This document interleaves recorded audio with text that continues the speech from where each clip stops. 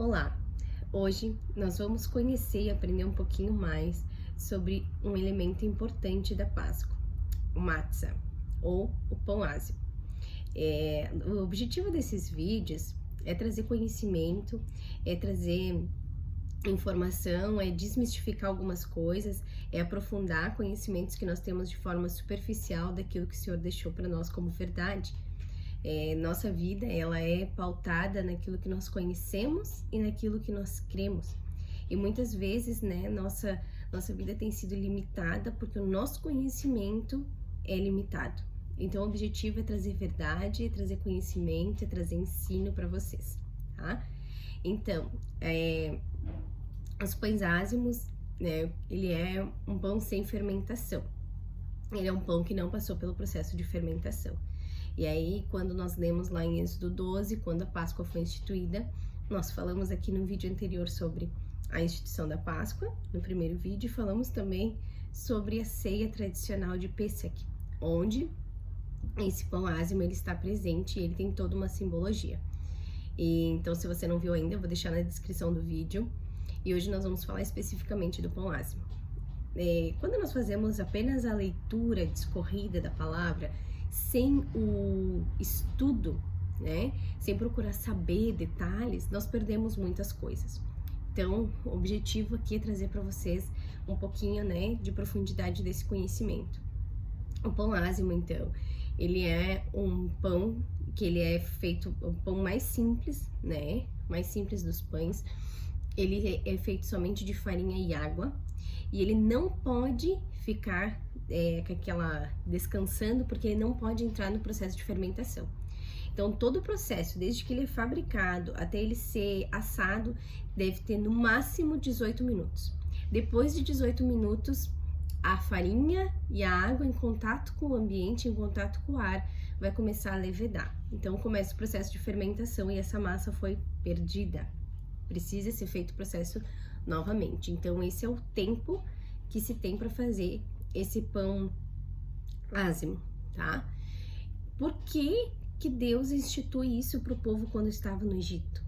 Porque o fermento, essa forma de fermentação natural da levedura, né, dos micro-organismos crescendo, né, através das moléculas do açúcar, né, esse tipo de fermentação foi descoberta no Egito há cerca de 4.000 anos atrás. Então, isso era uma prática predominante, né, e instituída pelos egípcios. E quando o Senhor deixa essa ordem para o povo, nós vamos entender depois que tem uma simbologia e também tem uma pedagogia nisso, né? Algo que Deus queria ensinar para o povo. Esse pão, na cultura judaica, né, para eles, para o povo, esse pão ele representa o pão da aflição, o pão da pobreza, o pão da escravidão. Mas ele também representa o pão da fé, da liberdade e da redenção. Como pode, né, o mesmo elemento representar duas coisas tão distintas? Ele é o pão da aflição porque é o pão que eles comeram na terra do Egito enquanto eles ainda eram escravos. Mas é também o pão que eles comem para lembrar de que eles foram redimidos. Nas noites em que eles fazem a celebração e que, então, as crianças perguntam por que nessa noite, né, nesses dias eles só podem comer pães sem fermentos, então eles dizem, né, eles lembram de como, né, de quão rapidamente Deus fez deles, né, homens que eram escravos empobrecidos.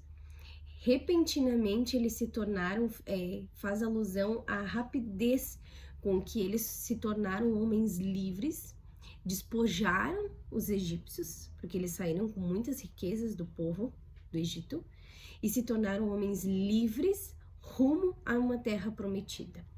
Então, esse pão, ele precisa ser feito de forma muito rápida, para que ele não entre num processo de fermentação, e eles fazem alusão também a isso, né, a rapidez com que Deus trouxe libertação. E trazendo para nós, Cristo, ele mesmo na ceia, ele diz, quando ele parte o pão, nós já vimos no vídeo anterior que o pão que ele parte, né, é essa matzah que é comida na ceia de Pesach. E quando ele parte essa matzah, ele diz: este é o meu corpo que é partido por vós. Cristo nos torna também repentinamente, quando consuma a obra da cruz, de pecadores, de escravos empobrecidos espiritualmente, para homens livres, livres para uma nova vida em Cristo e rumo também a uma terra prometida. Então, toda a questão da Páscoa e tudo que está ali, né, na Bíblia, por isso que eu digo, isso é simbólico e isso é pedagógico, porque está anunciando algo, está simbolizando algo e também está ensinando algo. E por que esse pão ele tinha que ser sem a contaminação da fermentação? O Egito, ele simboliza o mundo, né? E o fermento, então, como foi descoberto e era utilizado pelos egípcios, seriam as práticas feitas na escravidão do mundo. Então, se abster do fermento, pedagogicamente ensina que nós devemos nos abster de todos os elementos externos, porque o que é fermentação?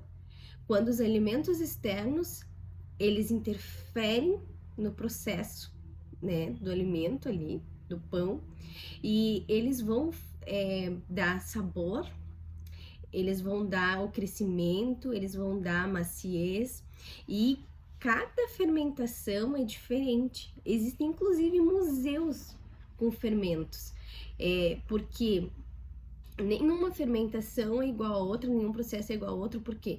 Porque ela é causada por fatores externos que alteram a massa.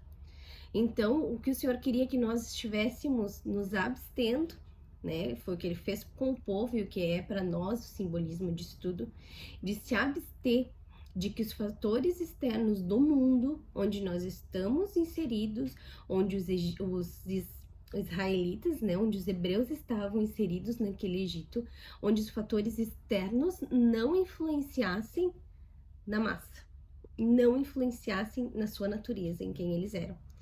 E Jesus, ele é esse pão, ele é essa matzah. Por quê? Porque ele veio ao mundo e ele não se contaminou com o mundo. A palavra diz que a obra da cruz, ela foi consumada, né, com Jesus santo, sem pecado. Então ele esteve nesse mundo e, digamos assim, que ele não passou pelo processo de fermentação. Ele não sofreu alteração externa desse mundo no seu espírito, no seu interior. A sua natureza, ela não foi modificada pelo ambiente em que ele estava. Então, ele foi esse pão ázimo, né? Ele foi essa matzah que foi partida por nós. E através de Jesus e de uma vida com Jesus, nós podemos observar e nós devemos observar todos os dias da nossa vida o fermento. Por isso que Jesus diz no Novo Testamento: cuidado com o fermento. Um pouco de fermento leveda toda a massa. Em 1 Coríntios 5:7, o apóstolo Paulo também adverte sobre o fermento. Ele diz assim: larguem o velho fermento, porque vocês já foram redimidos por Cristo. Então agora nós temos a opção de não deixar mais que o fermento do mundo, de que todos esses fatores externos de onde nós estamos inseridos, porque o mundo é o simbolismo do Egito, interfiram no nosso interior, no nosso espírito, que nós estejamos vigilantes, né? Então, durante a festa dos pães ázimos, era uma semana que eles tinham que limpar as casas, eles tinham que tirar tudo que pudesse fermentar, eles precisavam se livrar daquilo. Isso era feito ano após ano, com o intuito de quê? De ensinar o povo que isso deveria ser feito. E nós devemos observar isso nas nossas vidas todos os dias. Então, esse pão ázimo, o pão da ceia, né, esse elemento da Páscoa, por isso que eu digo, não é só um elemento, há muita verdade por trás, há muita ensino, há muita coisa que nós podemos e devemos colocar em prática nas nossas vidas.